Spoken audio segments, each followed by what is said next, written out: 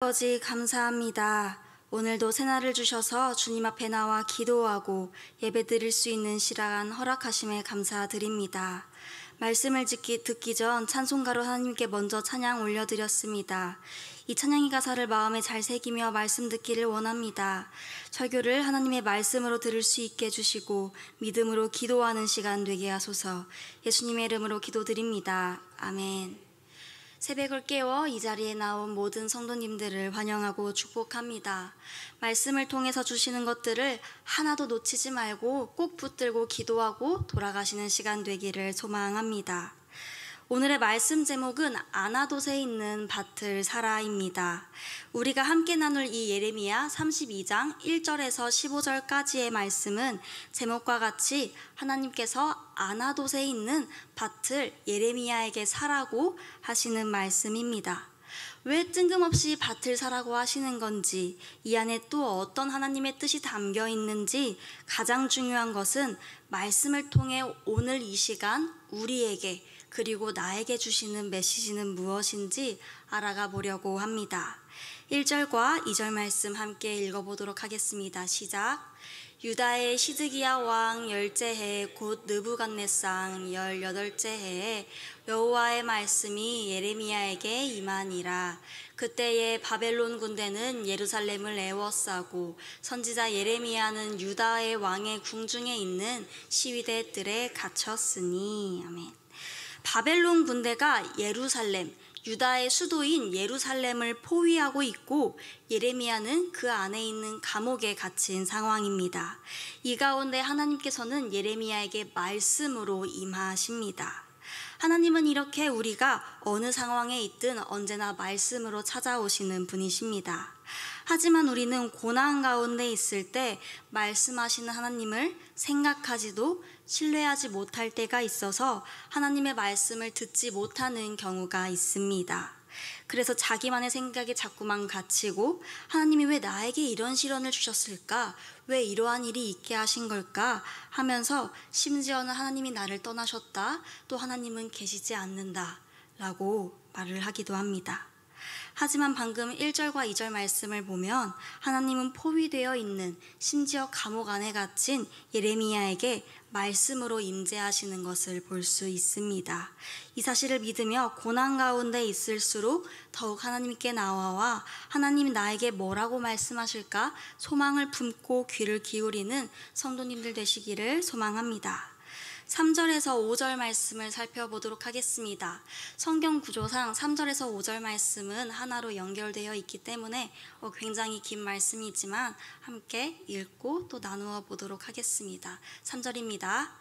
이는 그가 예언하기를 여호와의 말씀에 보라, 내가 이 성을 바벨론 왕의 손에 넘기리니 그가 차지할 것이며 유다 왕 시드기야는 갈대아인의 손에서 벗어나지 못하고 반드시 바벨론 왕의 손에 넘겨진 바 되리니 입이 입을 대하여 말하고 눈이 서로 볼 것이며 그가 시드기야를 바벨론으로 끌어가리니 시드기야는 내가 돌볼 때까지 거기에 있으리라.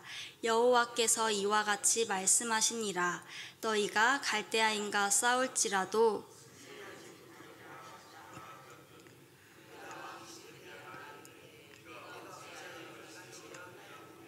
그를 가두었음이었더라. 아멘. 이 구절을 통해 예레미야가 왜 감옥에 갇혔는지 알 수 있는데요. 예레미야는 예루살렘이 바벨론에 포위되어 있는 그 상황 속에서, 그리고 그 예루살렘의 왕이 있는 그 상황 가운데에서도 예루살렘을 향한 하나님의 심판 메시지 전하는 것을 멈추지 않았습니다. 여기서 시드기야는 갈대아인의 손에서 벗어나지 못한다, 또 갈대아인과 싸울지라도 승리하지 못한다 라고 하면서 갈대아인에 대해 언급하는 것을 볼 수 있는데요. 이 본문에서의 갈대아인은 바벨론 사람들을 지칭하는 단어입니다. 시드기야 왕은 독립하지 못하고 계속해서 바벨론에게 포위된 상태로 있을 것이라는 겁니다. 얼마 동안 시드기야는 바벨론에게 묶여 있을 것입니까? 이 말씀을 보면 또 하나님께서는 이렇게 말씀하십니다. 시드기야는 내가 돌볼 때까지 거기에 있으리라 라고 하십니다. 즉 하나님께서 데려가실 때까지, 죽을 때까지 시드기야는 바벨론에게 포위된 상태로 있을 것입니다. 이 3절에서 5절 말씀을 볼 때 우리는 두 가지의 모습을 볼 수 있습니다. 첫 번째는 하나님 말씀에 귀를 막은 시드기야의 모습입니다. 분명 예레미야는 시드기야가 왕위에 올랐을 때부터 계속해서 하나님 말씀을 전했습니다.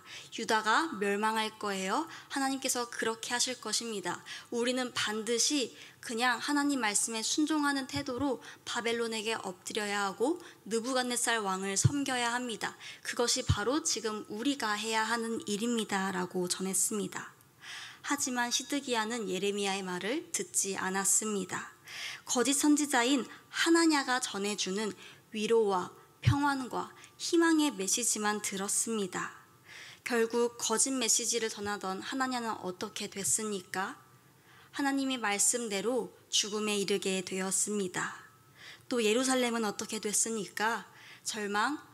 정말 멸망 가운데 왔습니다. 그럼에도 불구하고 시드기야는 아직도 예레미야가 전해주는 하나님 말씀을 거부합니다. 심지어는 예레미야를 가두게 됩니다.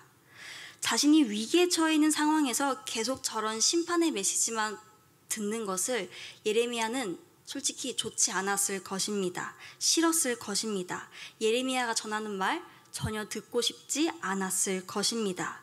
무엇보다 예레미야가 전하는 말을 하나님의 말씀으로 받아들이기보다는 예레미야라는 사람의 말로 받아들였을 것입니다.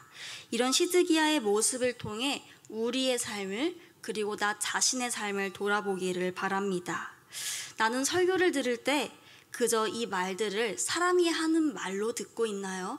아니면 진짜 하나님께서 하는 말씀으로 받아들이고 있나요? 무엇보다 내가 듣기 싫은 말을 들었을 때 듣고서 나 자신을 말씀에 비추어 보며 회개하는 삶을 살고 있나요? 아니면 말을 한 그 사람을 욕하면서 이건 나랑 상관없는 이야기야 하고 차단하는 삶을 살고 있나요? 히브리서 4장 12절 말씀을 보면 하나님의 말씀은 살아있고 힘이 있어서 어떤 양날칼보다도 더 날카롭기 때문에 사람의 속을 꿰뚫어 혼과 영을 갈라내고 관절과 골수를 갈라놓기까지 하며 마음에 품은 생각과 의도를 밝혀낸다고 하셨습니다.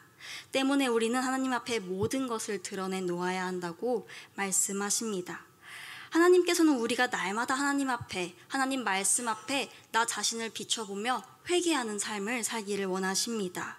그리하여서 우리가 하나님 앞에 더욱더 거룩된 자녀들로, 거룩한 사람들로서 쓰임받기를 원하십니다.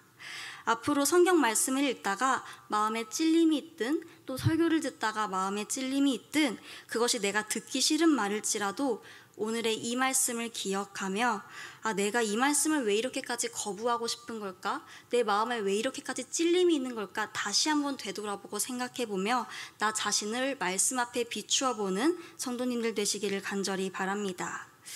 감사한 것은 마음에 찔림을 주신다는 것 자체가 사실 감사한 것입니다. 성령님께서 우리 안에 찔림을 주신다는 것이니까요. 만일 내가 영적으로 죽은 상태라면 어떠한 말씀을 들어도 찔리지 않고 기쁘지도 않고 무감각할 것입니다. 그러니 찔림이 있을 때, 듣기 싫을 때 이것이 회개의 신호이구나, 이것임을 깨닫고 얼른 빠르게 하나님 앞으로 돌이키시기를 또 바랍니다. 또 3절에서 5절 말씀을 통해 알 수 있는 두 가지의 모습 중 두 번째를 살펴보도록 하겠습니다. 두 번째는 자신이 위험에 처할 것임을 알면서도 그리고 말씀을 전하기 어려운 상황에서도 하나님 말씀을 담대하게 전한 예레미야의 모습입니다. 단순히 인간으로서 생각한다면 예레미야도 하나님의 말씀을 전하고 싶지 않았을 것입니다. 왜냐하면 일단 예레미야도 유다 사람이고요. 또 자신의 민족에 대한 멸망을 예레미야의 입으로 전하고 싶지 않았을 것입니다. 무엇보다 왕 앞에서 이 말씀을 전한다? 나에게 분명 어떠한 피해가 있을 것임을 예상을 하고 있음에도 불구하고 하나님의 말씀을 담대하게 전했다는 것은 예레미야가 하나님을 100% 신뢰했으며 또 예레미야가 자신의 사명을 잘 알고 있었다는 것입니다. 가끔 우리에게도 하나님께서 전하라고 주시는 메시지들이 있지 않습니까? 그런데 내가 이 말을 감히 전해도 될까? 이 말을 했다가 저 사람과의 관계가 깨지는 것이 아닐까? 하면서 꼭 해줘야 할 말인데도 불구하고 하지 않고 넘어가게 되는 경우가 있습니다. 상대가 받아들이든 받아들이지 않든 그것은 하나님께 맡겨드리고 하나님이 전하라고 하시는 것이면 그 영혼을 위해 꼭 말을 전해주시기를 바랍니다. 무엇보다 가장 중요한 것은 내 마음 가운데 이 말을 전하려고 하는데 충고, 조언, 평가, 판단의 마음이 있는지를 점검하고 말씀을 전해주시기를 바랍니다. 진짜 내가 그 영혼을 사랑해서 이 말을 하고 싶은 건가? 정말 그 영혼을 위한 간절함과 긍휼의 마음이 있어서 전하고 싶은 건가? 나 자신을 돌아보고 말씀을 전해주시기를 바랍니다. 혹여나 지금 이 말씀을 듣고 아 그래 역시 그 말은 가서 전해주는 게 맞았어 하고 바로 가서 전해주시면 안 되고요. 반드시 나에게 사랑의 마음이 있는지 그것을 깊이 생각하고 전해주시기를 부탁드립니다. 6절 말씀입니다. 예레미야가 이르되 여호와의 말씀이 내게 임하였느니라 이르시기를. 하나님께서는 예레미야에게 또 말씀하십니다. 뭐라고 말씀하셨는지 7절 말씀을 함께 읽도록 하겠습니다. 보라 내 숙부 살룸의 아들 하나멜이 내게 와서 말하기를 너는 아나돗에 있는 내 밭을 사라 이 기업을 물을 권리가 내게 있느니라 하리라 하시더니. 예레미야 숙부의 아들 하나멜, 쉽게 말하자면 예레미야와 사촌지간에 있는 사람입니다. 사촌인 하나멜이 예레미야에게 와서 이렇게 말할 거야 라고 하나님은 전해주시는 것입니다. 하나멜은 예레미야에게 와서 이렇게 말할 것이라는 겁니다. 너는 아나돗에 있는 내 밭을 사. 이 기업을 물을 권리가 너에게 있어 라고 말이죠. 아나돗은 예레미야가 태어난 곳이고 또 친척들이 살고 있는 곳입니다. 또 예루살렘 북동쪽으로 약 5km 지점에 있는 것이 바로 아나돗이라고 하는 지역입니다. 굉장히 가까운 곳에 위치해 있죠. 그런데 여기서 궁금한 것은 왜 이 밭을 사야 하는 걸까요? 오늘 말씀 제목도 이거지 않았습니까? 아나돗에 있는 밭을 사라. 왜일까요? 또 왜 예레미야에게 이 기업을 물을 권리가 있다고 하는데 대체 이 권리가 무엇일까요? 여기서 말하는 무르다는 것은 사거나 바꾼 물건을 원래 임자에게 도로 주고 돈이나 물건을 되찾는다는 의미를 가지고 있습니다. 아나돗에 있는 밭을 산 이유는 오늘 마지막 말씀 구절을 보면 알 수 있는데 그것을 보기 이전에 이 당시의 문화와 관습을 조금 살펴보고자 합니다. 밭을 팔려고 하는 주인 하나멜은 이 땅을 당장 팔아야 하는 상황에 있었습니다. 하지만 땅을 팔아야 하는 이유에 대해 성경은 명백하게 언급하고 있는 것이 없습니다. 여러 주석들을 살펴보면 학자들의 다양한 의견이 나오는데요. 단순히 바벨론 침공을 피하고 얼른 이 밭을 팔아서 돈을 가지고 새로운 삶을 시작해야겠다라는 하나멜의 의도가 있을 수도 있고 아니면 빚이 너무 많아서 이 빚을 얼른 탕감하려고 밭을 팔려고 했던 걸 수도 있고 아니면 자신이 아들이 없어서 이 밭을 물려받을 사람이 없어서 내 가문 안에서 처리해야겠다 하는 그러한 의도들이 있었다. 여러 가지 추측들이 존재합니다. 하지만 확실한 것은 하나멜은 이 밭을 자기가 가지고 있지 않으려고 했다는 것입니다. 이스라엘 전통을 들여다보면 땅의 소유권은 언약 공동체에 속한 사람들에게 결부되어 있었습니다. 이제 예를 들어서 열왕기상을 보면 아합이 나봇의 포도원을 사려고 할 때 나봇이 이 땅은 하나님께서 우리 기업에게 우리 언약 백성에게 주신 것이니 팔 수가 없습니다 라고 말하는 것을 볼 수 있지 않습니까? 하나멜이 가지고 있는 땅도 이러한 땅이었던 것입니다. 그런데 자신이 소유한 이 땅을 팔 수밖에 없는 상황이 되면 이 땅을 자신의 친척 소유로 갈 수는 있게 해줬습니다. 이것을 땅을 무른다라고 표현하고 땅을 물을 사람을 물을 자라고 표현을 합니다. 이제 물을 자는 피로 이어진 관계 속에서만 가능한 것입니다. 이 물을 자는 예를 들어서 빚 때문에 노예가 된 사람들을 몸값을 대신 치러주고 그 사람들을 노예에서 빼내주는 역할을 하거나 아니면 자식이 없는 과부와 혼인하여서 자식을 낳는 역할을 하기도 합니다. 이런 물을 자, 밭을 물을 자가 예레미야였다는 것입니다.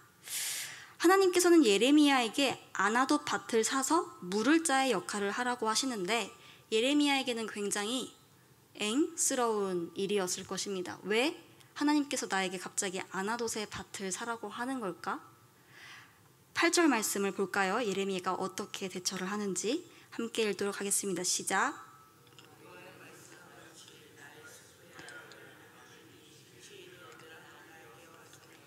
청하노니 너는 베냐민 땅 아나돗에 있는 나의 밭을 사라. 물을 권리가 내게 있으니 너를 위하여 사라 하는지라. 내가 이것이 여호와의 말씀인 줄 알았으므로. 아멘. 하나님께서 예레미야에게 말씀하신 것과 같이 하나멜은 감옥에 있는 예레미야에게 찾아가서 기업의 상속권도 이 땅을 물을 권리도 너에게 있으니 너를 위해서 아나돗에 있는 밭을 사달라고 부탁합니다. 그리고 이어서 8절 끝부분을 보면 예레미야는 뭐라고 고백합니까? 내가 이것이 여호와의 말씀인 줄 알았으므로. 아멘. 예레미야는 하나멜의 부탁을 단순히 사람의 부탁으로 들은 것이 아니라 하나님의 말씀으로 들었습니다. 그래서 단번이 오케이 하면 순종하고 밭을 사는데, 밭을 매매하는데 바로 시작합니다. 이렇게 말씀에 깨어있는 자는 하나님의 뜻을 빨리 알아차릴 수 있습니다. 하나님께서는 분명 7절에서 예레미야에게 하나멜이 너에게 와서 이렇게 할 거야 라고 말씀하셨고, 이어서 8절에 하나님께서 정말 말씀하신 그 상황들이 벌어졌습니다. 만일 예레미야가 하나님의 말씀을 한 귀로 듣고 한 귀로 흘렸다면, 신중하게 듣지 않았다면 이 말씀을 바로 알아차릴 수 없었을 것입니다. 하나님의 말씀을 언제나 마음에 새기고 있었기에 말씀하신 상황이 딱 눈앞에 펼쳐졌을 때, 아, 이게 하나님이 말씀하신 그 상황이구나, 이게 하나님의 응답이구나 하고 즉시 순종할 수 있던 것입니다. 예레미야의 모습처럼 하나님 말씀을 한 귀로 듣고 한 귀로 흘리는 것이 아니라 귀로 담고 마음에 새기는 성도님들 되시기를 바랍니다. 그리하여서 하나님께서 어떤 사인을 주셨을 때 단번에 알아차릴 수 있는, 그래서 즉시 순종할 수 있는 깨어있는 영혼들이 되시기를 기도드립니다. 9절 말씀입니다. 내 숙부의 아들 하나멜이 아나돗에 있는 밭을 사는데 은 17세겔을 달아주되. 밭의 값은 은 17세겔이라고 합니다. 이 은 17세겔은 200g쯤 됩니다. 이 당시 정규 노동자가 1년 반이면 일하면 얻을 수 있는 값이었는데요. 이 값을 주고 밭을 매매하려고 한다는 것입니다. 10절부터 12절까지의 말씀을 보면 이 밭을 어떻게 매매하는지, 이 당시 매매하는 그 절차가 정확히 적혀 있는데 함께 읽도록 하겠습니다. 증서를 써서 봉인하고 증인을 세우고 은을 저울에 달아주고 법과 규례대로 봉인하고 봉인하지 아니한 매매 증서를 내가 가지고 나의 숙부의 아들 하나멜과 매매 증서의 인친 증인앞과 시위대 뜰에 앉아있는 유다 모든 사람 앞에서 그 매매 증서를 마세야의 손자 네리야의 아들 바룩에게 붙이며. 아멘. 이 밭을 매매한다는 증서를 써서 봉인하고 이를 위한 증인을 세우고 은 17세겔이 맞는지 저울에 달아보는 절차를 통해서 예레미야는 유다 모든 사람들 앞에서 아나돗에 있는 밭을 매매하게 됩니다. 여기서 바룩이라는 사람이 등장하는데, 바룩의 이름은 복받은 자라는 뜻을 가지고 있으며 예레미야의 충실한 비서이자 친구이기도 했습니다. 13절과 14절 말씀 읽어볼까요? 시작.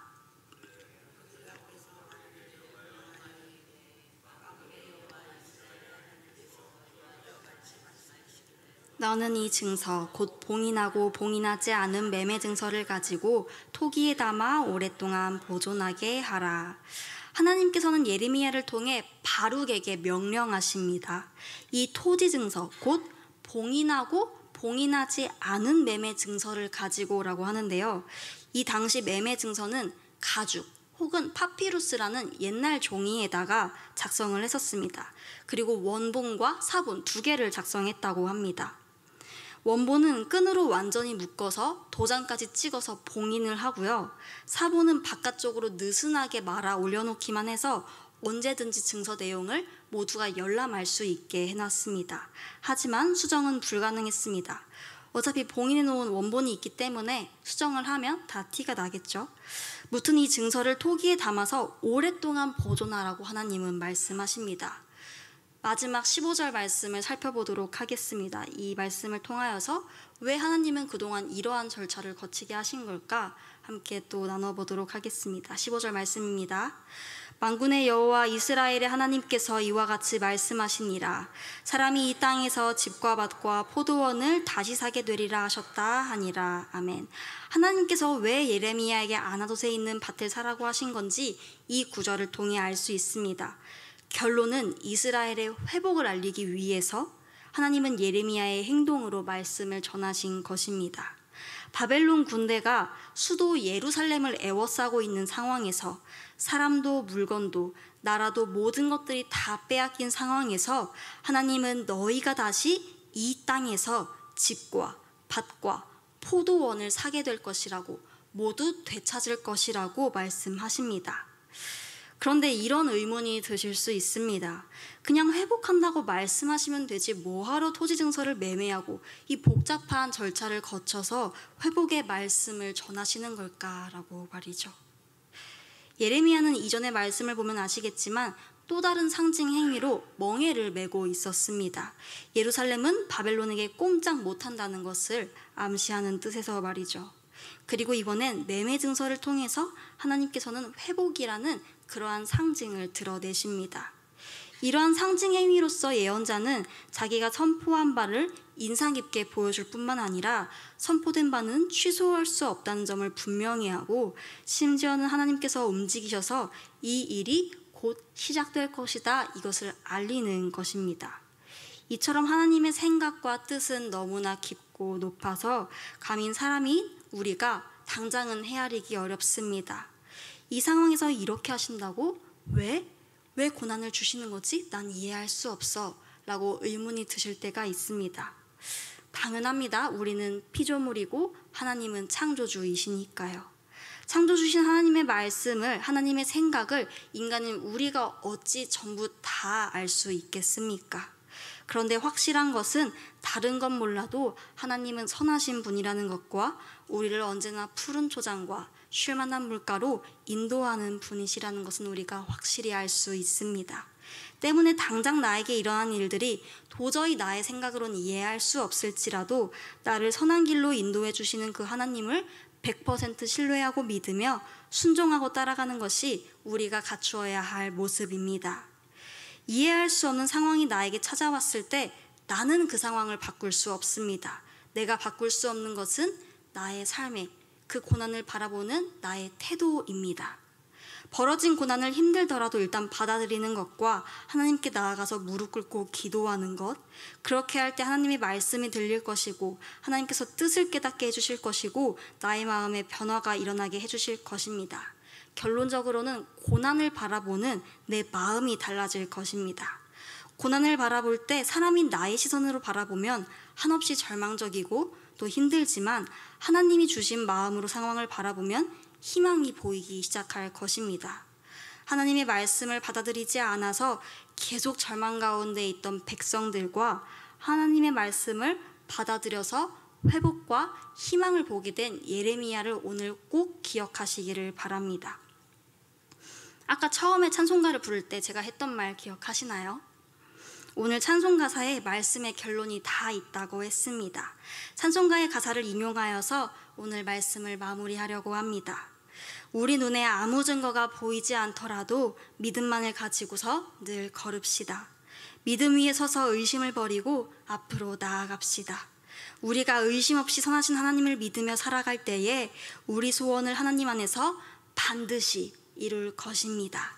이 소망을 품고 살아가는 성도님들 되시기를 간절히 기도드립니다. 기도드리겠습니다.